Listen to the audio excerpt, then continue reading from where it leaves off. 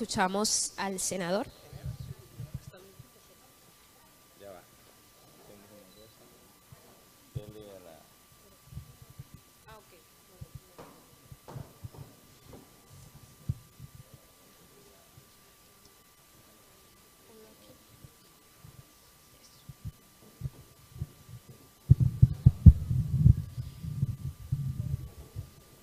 Bueno, después de esta entrega oficial, escuchamos las palabras del senador.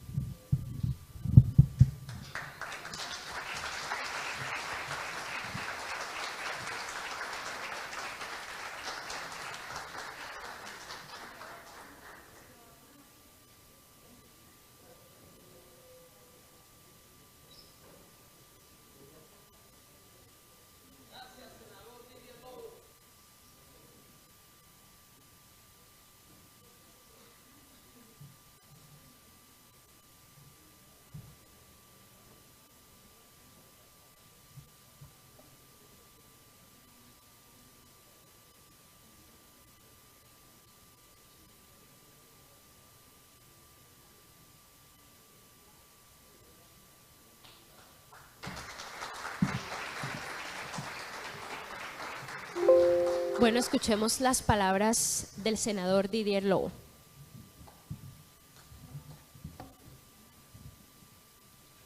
Bueno, un saludo muy especial para todo el equipo de trabajo de la Cámara de Comercio, a nuestro querido presidente ejecutivo, José Luis Hurón Márquez.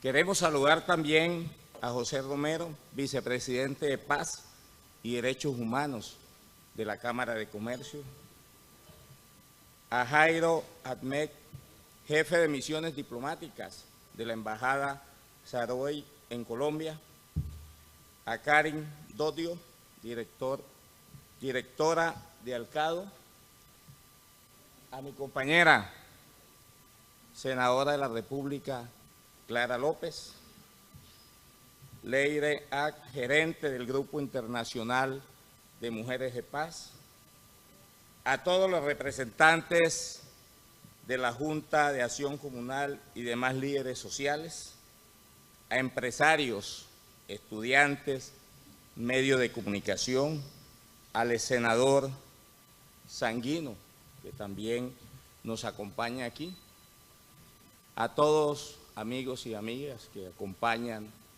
a este importante evento realizado hoy en la ciudad de Valledupar. Nos reunimos hoy en este recinto para llevar a cabo un acto solemne de reconocimiento a un destacado ciudadano en nombre del Senado de la República de Colombia. Y en mi calidad de segundo vicepresidente, tengo el honor de dirigirme a todos ustedes para hacer entrega de la Orden del Congreso de Colombia en grado caballero al doctor José Luis Hurón Márquez. El doctor Hurón Márquez representa la excelencia académica y profesional que anhelamos ver en nuestros líderes. Su vasta formación en diversas áreas de conocimiento es testimonio de su compromiso del aprendizaje continuo y desarrollo intelectual. A lo largo de su distinguida carrera, el doctor Hurón Márquez ha demostrado una capacidad excepcional de liderazgo, de servicio público. Su desempeño durante más de una década como presidente ejecutivo de la Cámara de Comercio de Valledupar para el Valle del Río Cesar ha sido notable, convirtiendo a esta institución un referente nacional. Su visión, doctor Hurón, y dedicación han sido fundamentales para el desarrollo y fortalecimiento de la región del Cesar.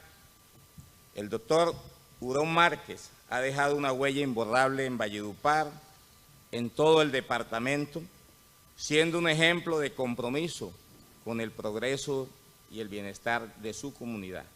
Por estas razones, y en virtud de la resolución emitida por la Comisión de la Honorable Mesa del Senado de la República, me complace hoy hacer entrega de este pergamino que simboliza la máxima distinción del Congreso de Colombia en el grado de caballero para el doctor José Luis Hurón Márquez.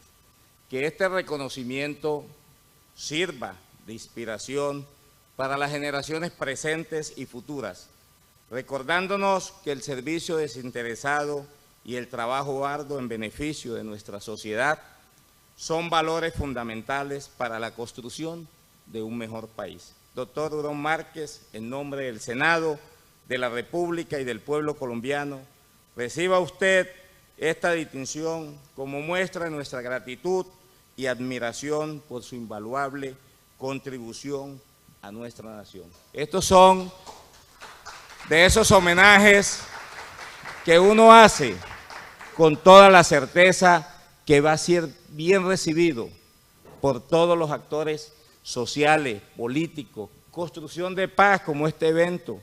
Y usted ha sido un líder innato que siempre que le hemos tocado la puerta para liderar cualquier proceso, sin distingo de color político o ideología, hemos encontrado en usted un aliado para sacar adelante cualquier iniciativa en beneficio de Valledupar, en beneficio del Cesar y del país. Muchas gracias.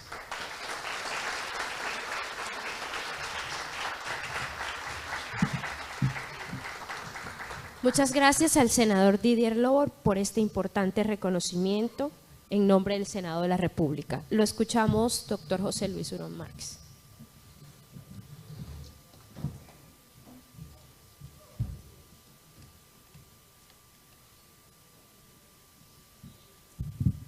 Como dicen mis paisanos, además de sentirnos satisfechos, felices por trabajar por la gente, también nos pagan.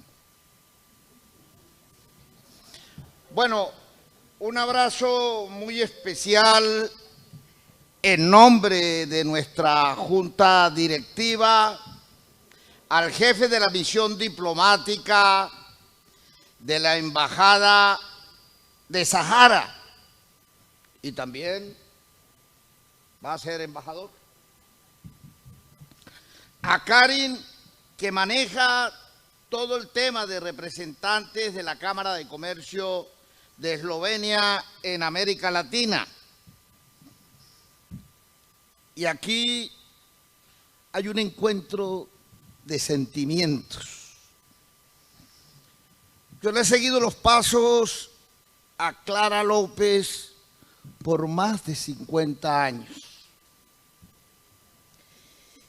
Siempre en una lucha revolucionaria por la paz, por la convivencia pacífica, por la felicidad de los colombianos.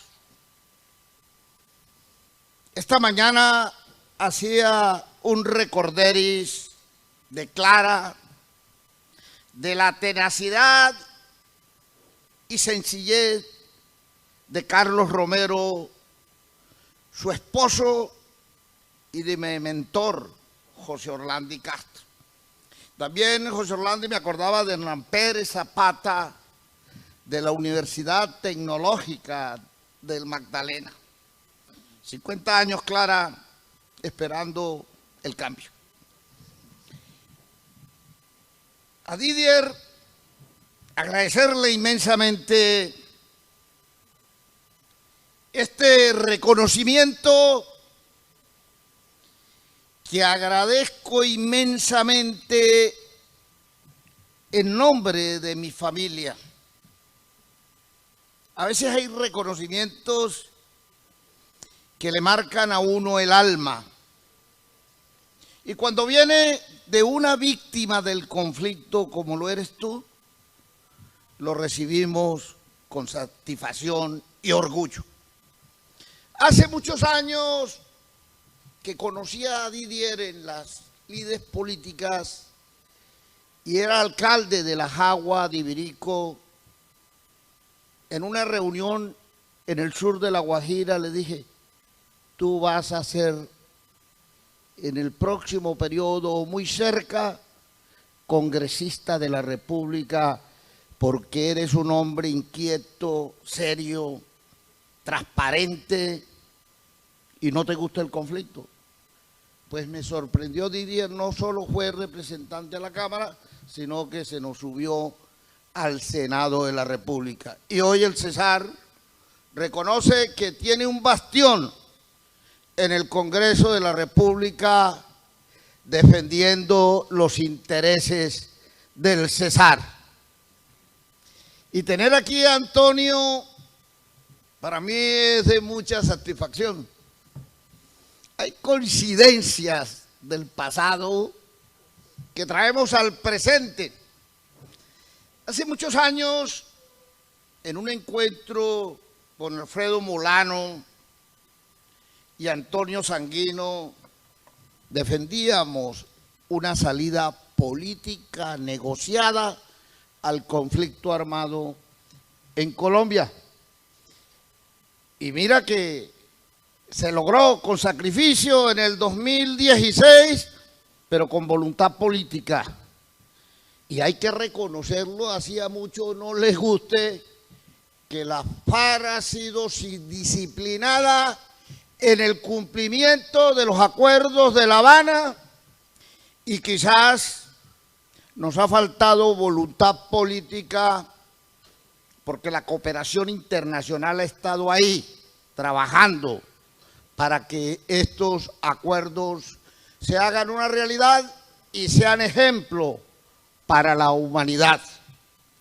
Y también estar aquí acompañados por Tomás Darío Gutiérrez, por los concejales y diputados de este departamento, por funcionarios de Prosperidad Social, de líderes sociales, de la Junta Directiva de mi Cámara de Comercio, de la Alcaldía de Chiriguaná, de periodistas, de juntas de acción comunal, de empresarios, de estudiantes y de muchos amigos que creen en la gestión que adelantamos en este camino difícil de la paz, pero no imposible de consolidar.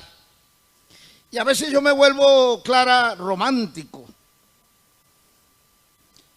Fui primero que Petro, digo, en los escenarios políticos. Movimiento universitario y estudiantil con Marcelo Torres, por allá en el 71. Y lo dije en el pasado Paz Llenato, estuve en la campaña de la NAPO con Rojas Espinilla en el 70, muy joven, pegando afiches. Y asistimos como espectadores en los medios de comunicación cuando salía la propaganda, ya llega, contra los parásitos, M-19.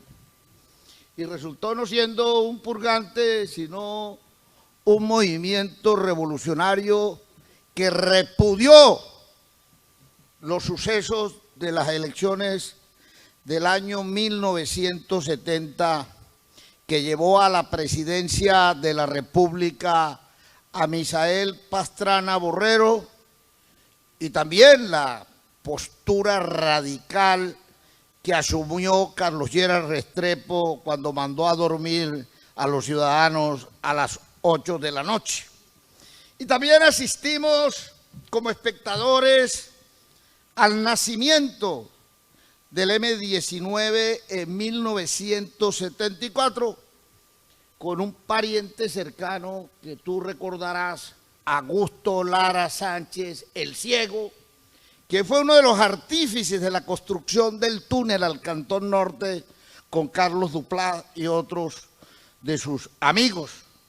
Así que nosotros conocemos la evolución de este proceso que terminó con un acuerdo de paz liderado por Rafa nuestro amigo Pardo, inclusive lo vi en los medios de comunicación en un estado bastante difícil de salud, y se logró suscribir con el presidente Barco ese acuerdo de paz que logró la desmovilización de M-19, del EPL y otras organizaciones revolucionarias menores.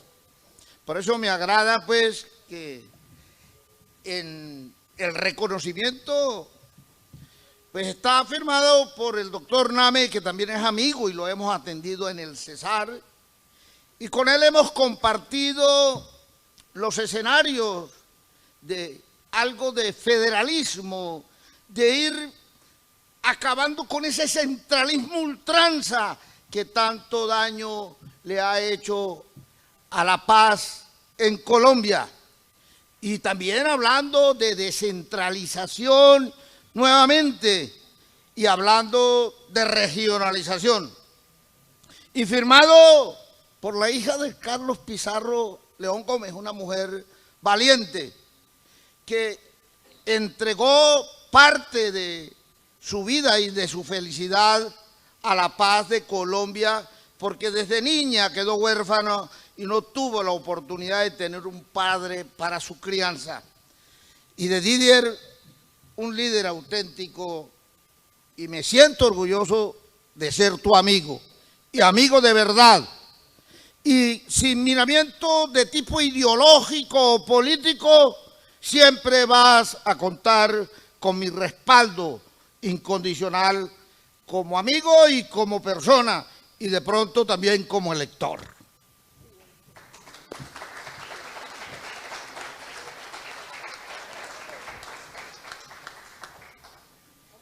Y yo digo que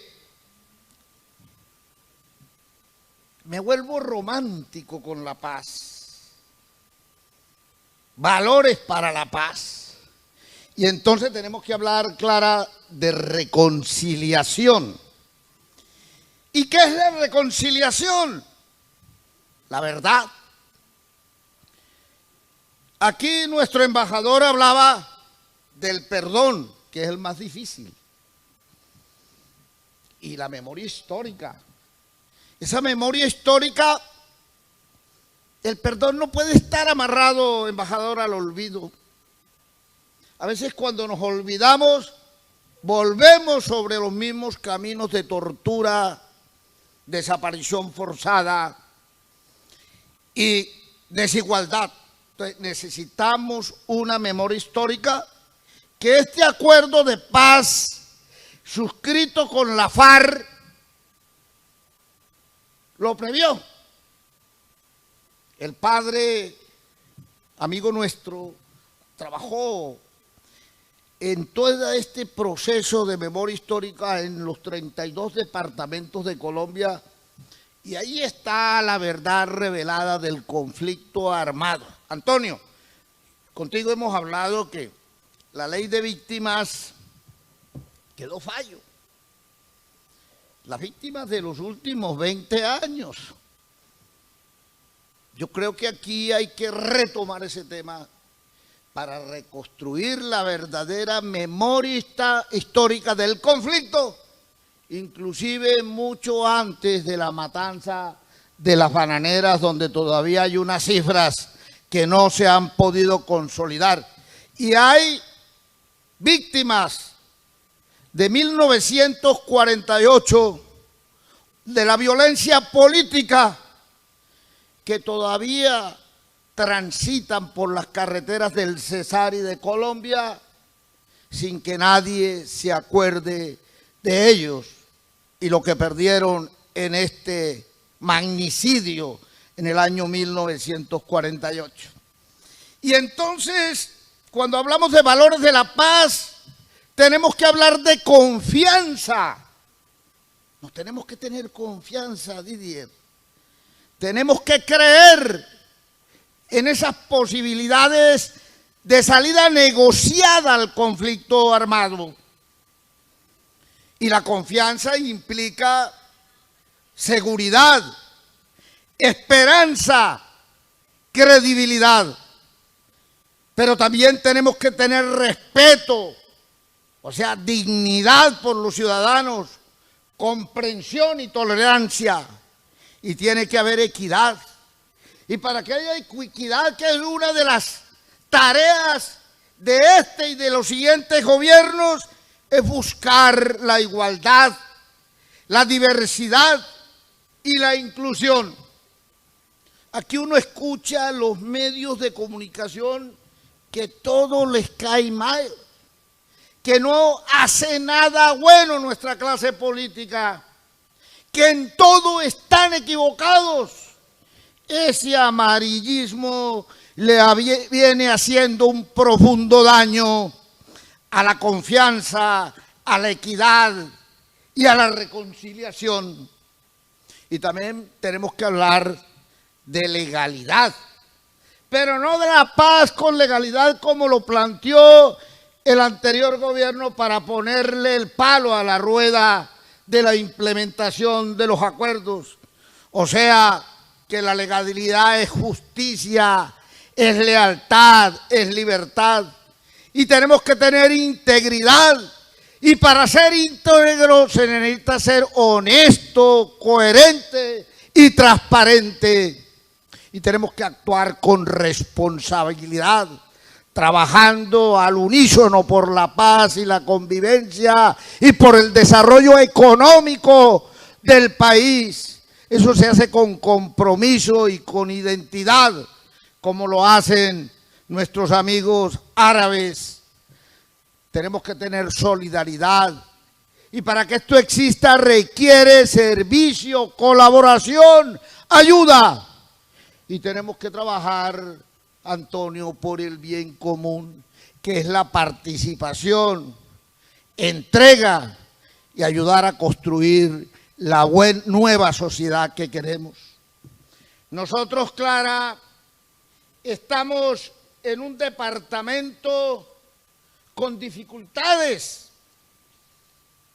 Todos conocen que tenemos 25 municipios, que hoy nos acercamos al 1.400.000 habitantes, con una extensión territorial que no da más, 22.905 kilómetros cuadrados, con un Producto Interno Bruto cercano a los 33 billones de pesos, con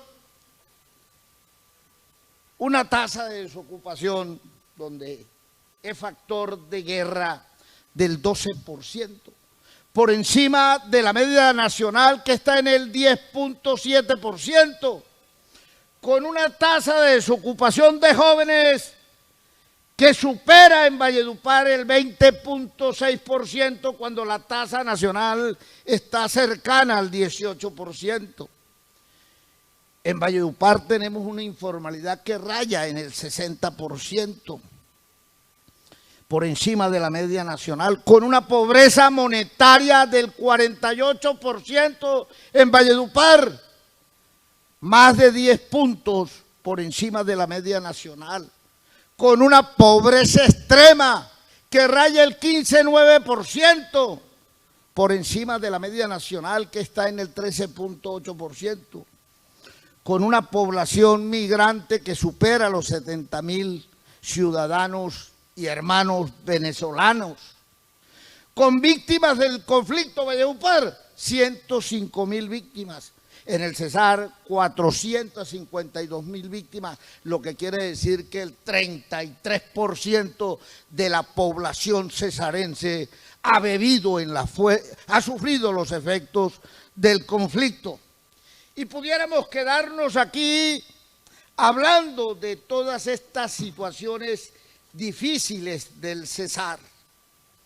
Miren, para quienes nos visitan de Asia y de África, las víctimas del conflicto armado en Colombia, mal contabilizados, superan los 9.737.000 víctimas.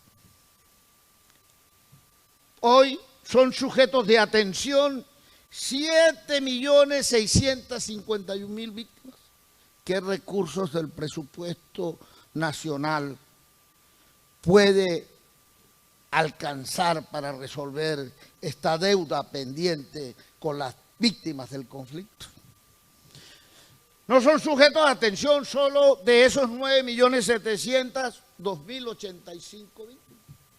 Y estos son cifras que no se ha inventado la Cámara de Comercio de Valledupar, sino que están consolidadas en la unidad de víctimas a nivel nacional. Y con Antonio, en alguna oportunidad, hablábamos con Alfredo Molano sobre las causas de la guerra en el Cesar. Tenemos que contar dentro de eso el desplazamiento de 1948, cuando los norte santanderianos, tus paisanos, tomaron la decisión de coger el Catatumbo y el Perijá y ubicarse en la Sierra Nevada de Santa Marta y la serranía del Perijá a reiniciar sus vidas, sus nuevos proyectos. El conflicto en Colombia, y lo decía Pacho Mosquera, que fue uno de mis más cercanos amigos en el movimiento obrero independiente y revolucionario, la tierra ha sido la causa de la desgracia de este país. Y hoy seguimos asistiendo a la expropiación de tierras, a la ocupación de ejidos municipales, a la invasión de las sabanas comunales a través del desplazamiento. Y por supuesto, el contrabando ha sido una de las causas, Didier, de la guerra en este territorio. Y recordarán esa canción de Escalona con Tite Socarrás, el contrabando, que se convirtió en una cultura permanente en esta sociedad. Escuchaba a uno de los mejores profesores de derechos del mundo, mi profesor Eloy García, que nos hablaba de la corrupción sociológica. La corrupción sociológica es más dañina que la misma corrupción penal, porque es que la corrupción sociológica, lo que tú ves que otro hace y no le pasa nada, también te puedes interesar en hacerlo.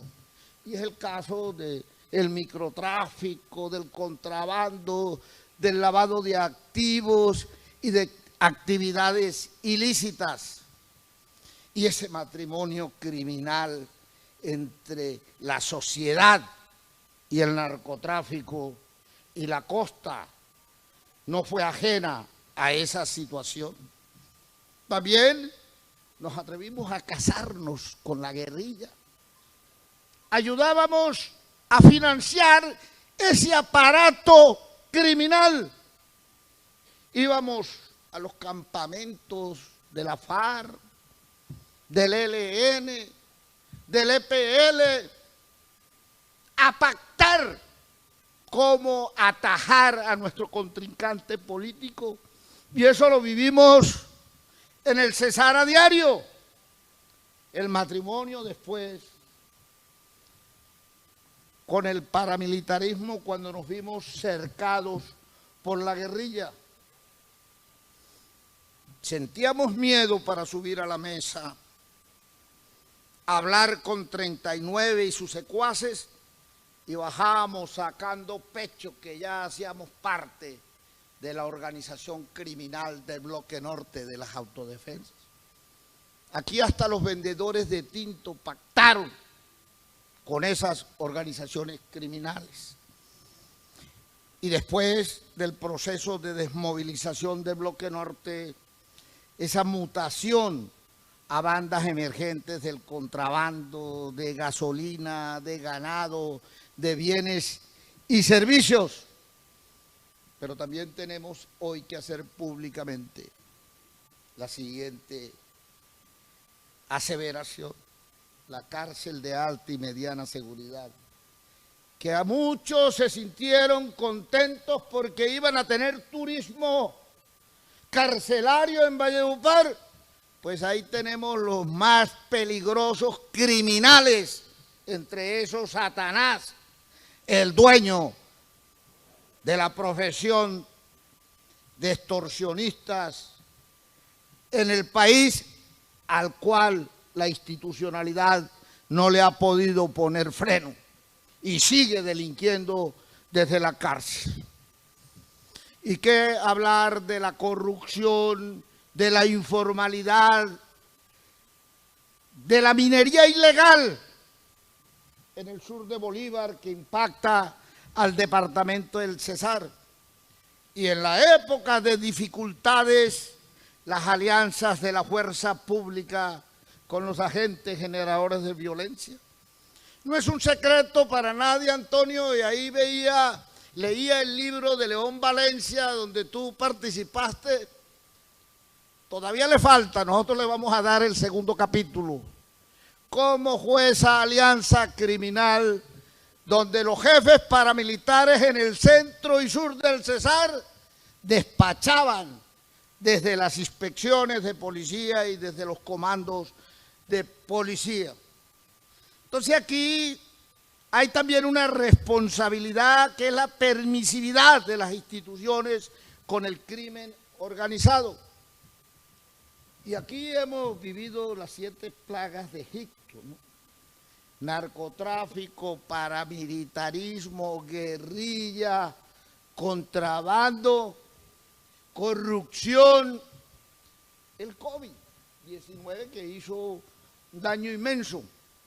Pero ahora Afinia es el otro agente generador de violencia, y ya se asoma otro, que es Avianca, que nos tiene secuestrados en este territorio, y esperamos, senador, el debate en la comisión para ponerle los puntos a las IES, porque inclusive en estos días me escribió la Superintendencia de Transporte que aportara las pruebas del incumplimiento en las rutas Valledupar-Bogotá, Bogotá-Valledupar, por parte de esa empresa aérea que tiene una posición dominante en el territorio y nos tiene secuestrados aquí por la imposibilidad de que podamos hacer viajes directos. Para salir a cualquier parte del país o del mundo se tiene que ir Valledupar, Bogotá, hacer los transbordos, y ese es un tema que hay que discutir en el Congreso de la República,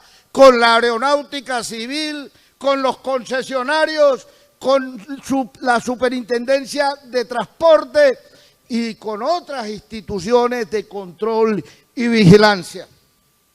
Y esto ha traído unas grandes consecuencias claras. La inversión de valores en el territorio. Yo le he dicho varias veces, a veces aquí es más importante ser el amigo del capo, ser el amigo del narcotraficante, del depredador, que ser amigo de las personas de bien, del médico, del abogado, del ingeniero. Nos acostumbramos a esas alianzas con los criminales. Nos ha dejado como consecuencia más de 400.000 víctimas, un desarraigo que llama la pobreza. Las víctimas suyas en los campamentos son emprendedores, son empresarios. Ellos constituyeron un país, un Estado sin territorio, cuando los elementos esenciales del Estado es territorio, habitantes, gobierno, relaciones internacionales, y ellos tuvieron la capacidad de construir un Estado inicialmente sin territorio.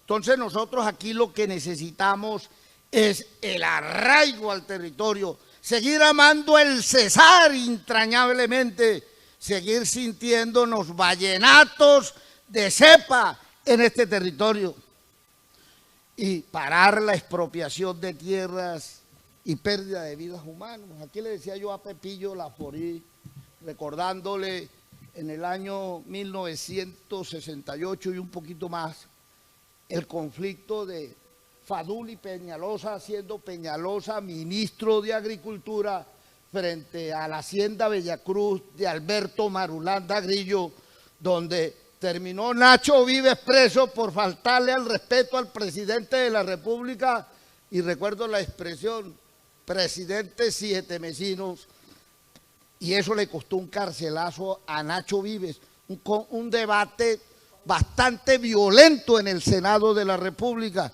Entonces el tema de la tenencia de la tierra en el Cesar sí se tiene que considerar en el sur del departamento, sobre todo en San Alberto, donde hay grandes cultivos de palma, en el centro, inclusive en el norte aquí, en lo que es el municipio del Copey y en el mismo Valledupar.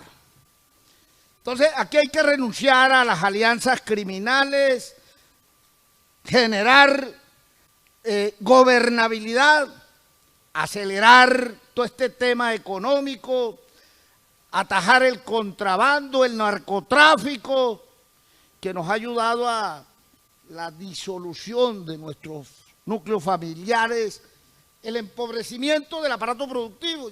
Aquí, inclusive el presidente Petro, al cual respaldamos hasta el 7 de agosto del año 2026. Después no sabemos. Se ha quedado un poco en el tema de la implementación del punto 1 de los acuerdos de La Habana, la reforma rural integral. Aquí muchos ministros hablan, y desde el Congreso, la reforma agraria, pero es que si no somos capaces, Antonio, de atender eficientemente las tierras productivas que tenemos, con riego, con energía, con semilla certificada, con seguridad, nuestros campesinos con salud, con vías terciarias, con mercado asegurado, con asistencia técnica, pues hombre, trabajemos y pedaleemos en ese acuerdo de La Habana que hace bloque de constitucionalidad.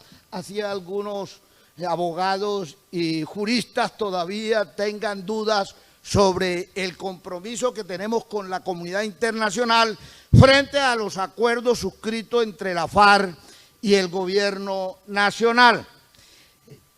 La extorsión, pues hay que seguir trabajando, la inseguridad. Y aquí hay unas acciones, recobrar valores. Y para recobrar valores hay que hacer amistad con los buenos, profesor. Porque si seguimos aliados con los malos, con los delincuentes, con los extorsionistas, pues no vamos a lograr cambiar nuestros valores. Aquí tiene que ser la dignidad, la honra, la transparencia, la honestidad.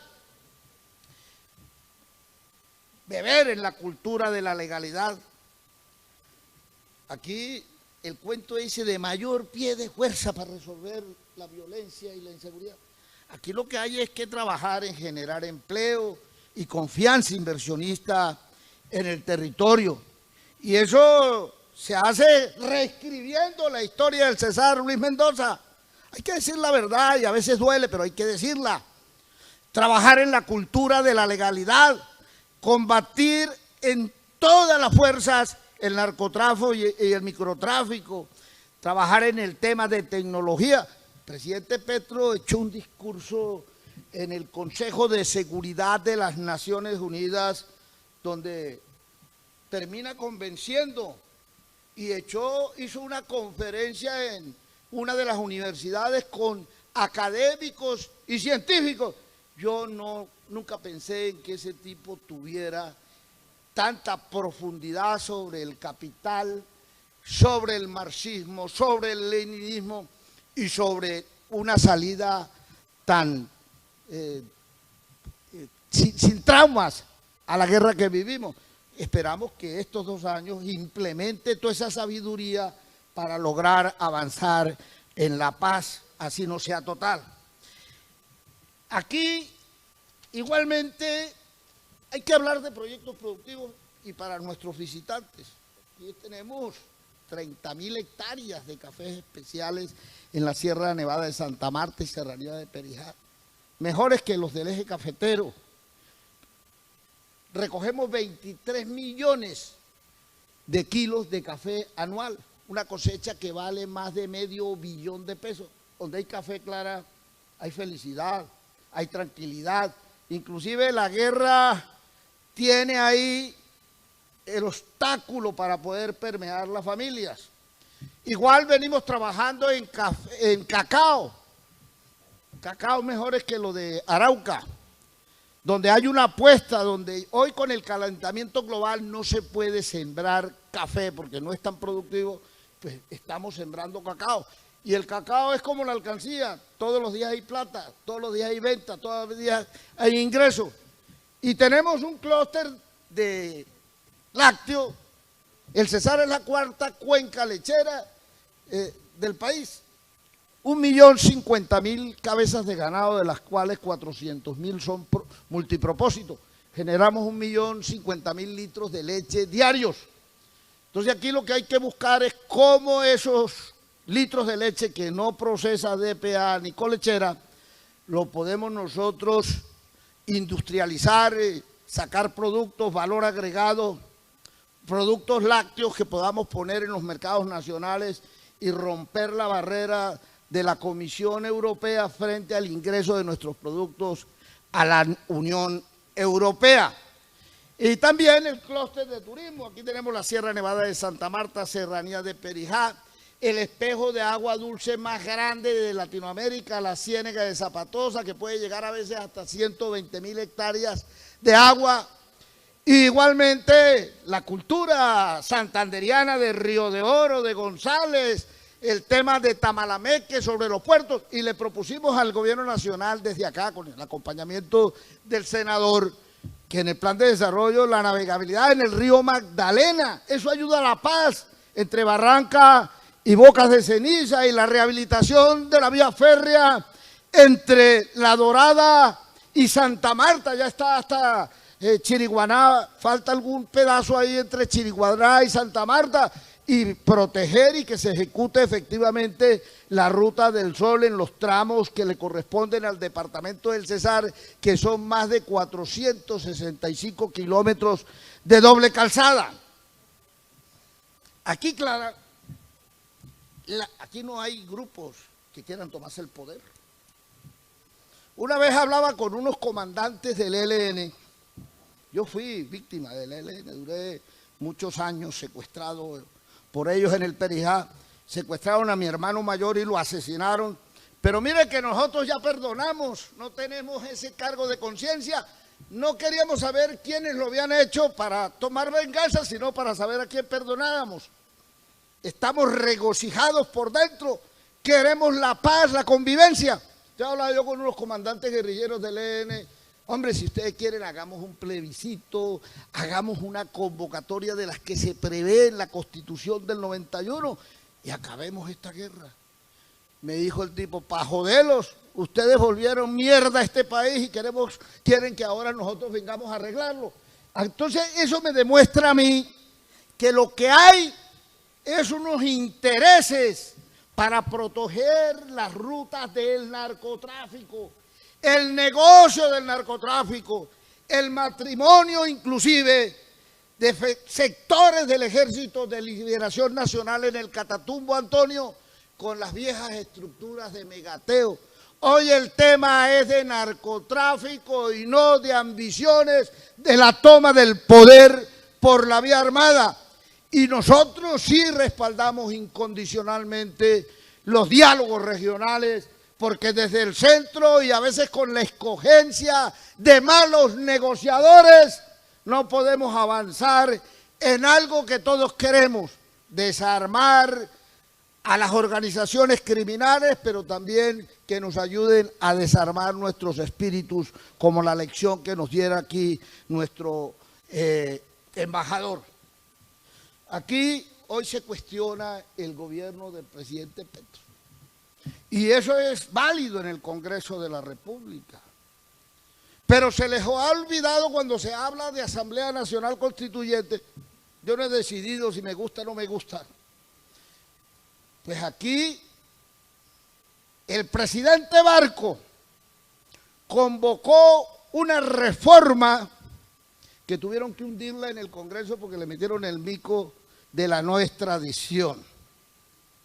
Y después de eso se hizo en las elecciones por allá del 88, del 90, la séptima papeleta donde participaron muchos de nuestros profesores y se logró que se contabilizara esa séptima papeleta y convocar después del examen al decreto de convocatoria por la Corte Suprema de Justicia, que decían que era un aborto jurídico haber aceptado la convocatoria del pueblo para reformar la Constitución, sacamos una Constitución garantista. Hoy tenemos que beber en los 7 legados de Virgilio Barco. Virgilio Barco habló de indígenas, Antonio, sobre todo en el Putumayo y en el sur del país. Entonces, porque Petro habla de indígenas y protege indígenas, eso ya no nos gusta. Aquí recuerdo a Virgilio Barco hablando de la lucha frontal contra la pobreza absoluta. ¿Sí? Habló del agua, habló del medio ambiente, lo que hoy es Bogotá Clara, tú que fuiste alcaldesa de Bogotá, dejó tierra suficiente para el desarrollo de la ciudad. Entonces yo creo que lo que tenemos es que tratar de despolarizar esta sociedad, donde estamos divididos. Ningún presidente tiene unas mayorías suficientes en el Congreso de la República, ni en ninguna otra parte del país, para no negociar a través del Congreso de la República las reformas que reclama el pueblo colombiano. Reforma pensional que ya sacamos, reforma a la salud, reforma a la educación. Pero esto tiene que ser concertado, tiene que ser con la clase política que hoy representa a la ciudadanía en el Congreso de la República, pero también con unas grandes audiencias en todo el territorio nacional. Ese es lo que ha planteado el presidente Petro. El elector primario es fundamental. Tiene que saber qué es lo que se va a hacer. Que de pronto las reformas que entren no salgan peor de lo que nosotros esperamos y toca hundirlas en el último debate como le pasó al presidente Barco. Entonces yo quiero terminar con esta intervención. Tendremos oportunidades de hacer los debates. Me siento feliz, Didier, y al lado de compañera de luchas de muchos años, igual que Antonio. Hay que ir más a Ocaña, hay que ir más al Catatumbo, hay que reencontrarnos con las viejas fuerzas que siempre estuvieron pendientes de que el país tenía que cambiar. Un abrazo a todos.